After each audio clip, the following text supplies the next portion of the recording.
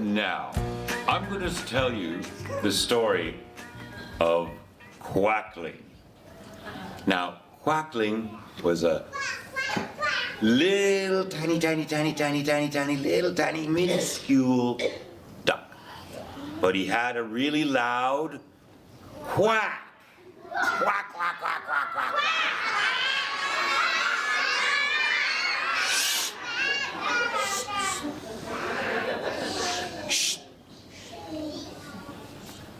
So they named him Quackling.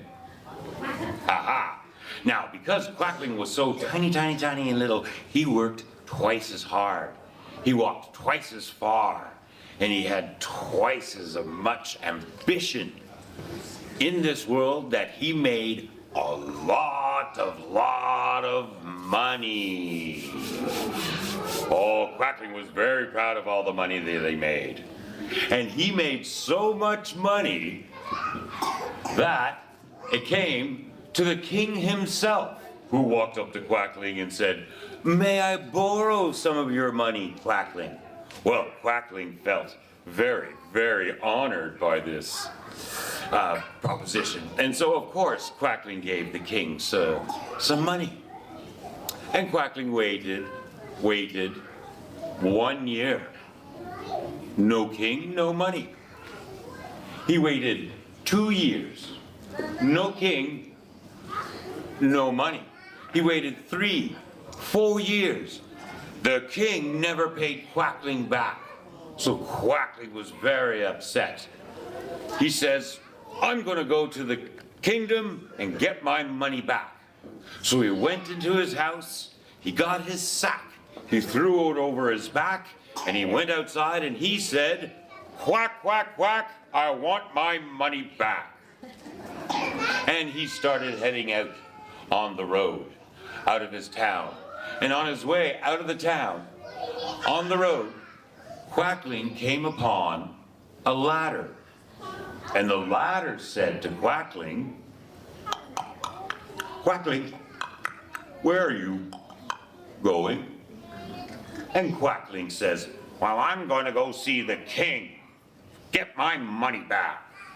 And the ladder says, "Well, that just sounds marvelous. Could you take me with you?" And Quackling thinks, why not? One can never have too many friends. So, in the blink of an eye, the ladder went into the sack, and Quackling put it over his back, and he went on his path, and he said, "Quack, quack, quack, I want my money back." And he headed out through the forest, and he was walking through the forest, seeing the trees, when he came upon a river. And the river said to Quackling, "Where are you going, Quackling?" "Well, I'm going to go see the king and get my money back." "Well, that just sounds splendid, Quackling. Would you take me with you?" And Quackling thinks, well, why not? One can never have too many friends. So, quack, quack, quack, river into sack.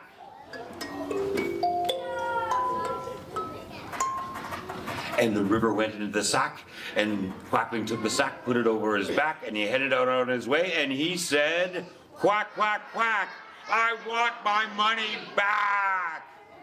And he headed out on his way. And he got out of the forest, he went over a little hill, down the valley, and there he could see the kingdom not far off, when he came upon, hanging from a tree, a beehive. And the beehive said to Quackling, "Where are you going, Quackling?" "Well, I'm going to go see the king and get my money back." The bees said, That sounds wonderful. Could you take us with you? And Quackling says, why not? One could never have too many friends.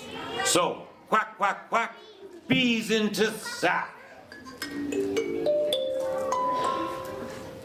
And the bees went into the sack. And Quackling went onto his path and he said, quack, quack, quack, I want my money back. And he marched up to the kingdom, over the moat, across the bridge, and right up to the guards. And he says, my name is Quackling, and I want my money back. And the guards, they ran off to the prime minister and told the prime minister. And then the prime minister, he ran off to the king and told the king. And the king said, never mind that Quackling, throw him in the pit. And so the prime minister told the guards took Quackling and put him into the pit. Quackling said, I'm sure going to perish now. What will happen to me? It's too far up, I can't climb these walls. But then Quackling thought about ladder. And quack, quack, quack, ladder out of sack. And the ladder came out of the sack and he leaned up against the wall and Quackling got up to the top of the pit and he got out and threw his bag over his shoulder and he said, quack, quack, quack, I want my money back. And the king said, how did that Quackling get out of the pit? Oh, never mind, put a pot on and get it to boil. Throw him in the pot, we'll have him for supper. Duck stew. So the guards took Quackling, put him in the pot, boiled the water, and it was getting hot. And Quackling said, oh my gosh, my goose is cooked, what will I do? But then he thought, what was in his sack? A river. So quack, quack, quack, river out of sack. And the river came out of the sack and made the pot fall over, and Quackling rolled out, the fire went out, and Quackling took his sack and he put it over his shoulder and he said, quack, quack, quack, I want my money back. The king heard this and he says, how did that Quackling get out of the pot? This is unbelievable. Bring him right here. I will deal with him myself. So the guards took Quackling, brought him up in front of the king, and the king went for Quackling and started chasing him and flailing. And Quackling was running around the courtyard. Oh no, the king is going to catch me. He's going to beat me for sure, I know. But then he thought, what was in his sack? The bees! So quack, quack, quack, beehive out of sack. And the beehive came out of the sack, and all the bees went and surrounded the king and stung him in the bum, and stung him on his head, on his knees, on his toes. And so the king kept on running around the courtyard, through the archway, over the moat, over the bridge, up the valley, till we haven't seen him again. Missing in action. Then the guards and the prime minister came out to Quackling and said, well, we never really liked that king. Quackling, would you be our king? And Quackling said, why not? One could never have too many friends. Thank you.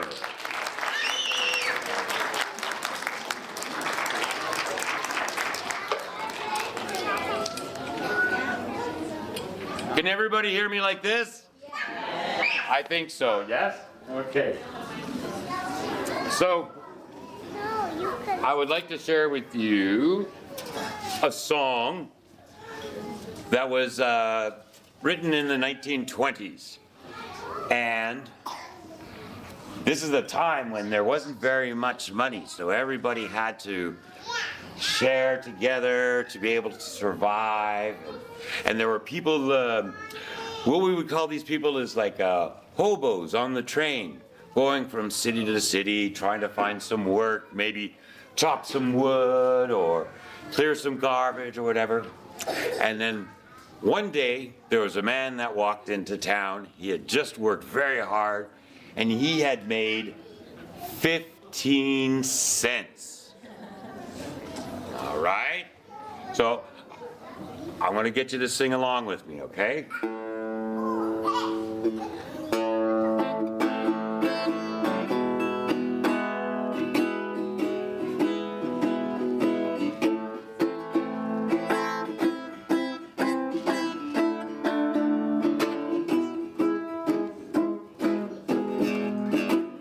A little man walked into town to find an eating place around. He looked the menu through and through to see what 15 cents could do. He said, one meatball, one meatball, one meatball, one meatball. Okay, let's say it again. One meatball. One meatball. One meatball. Very good. Little man told the waiter to buy the little dinner that he had. Oh, we're going to start that again. Okay. He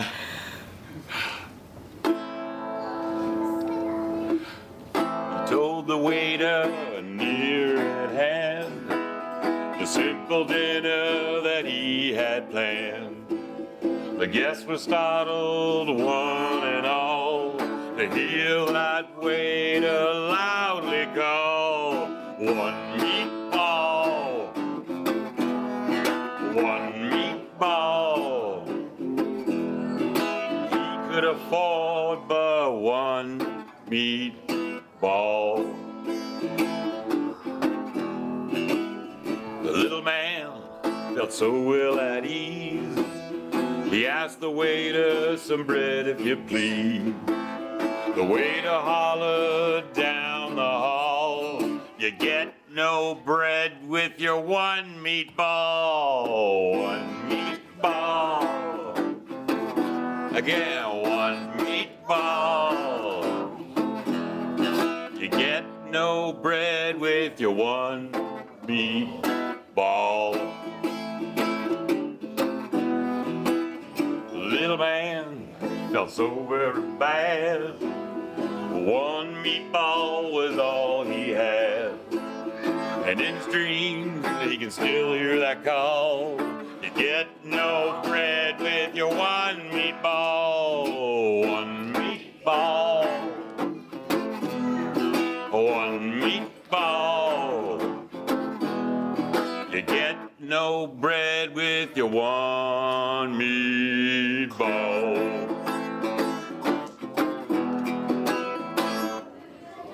There you go. Thank you so much for coming.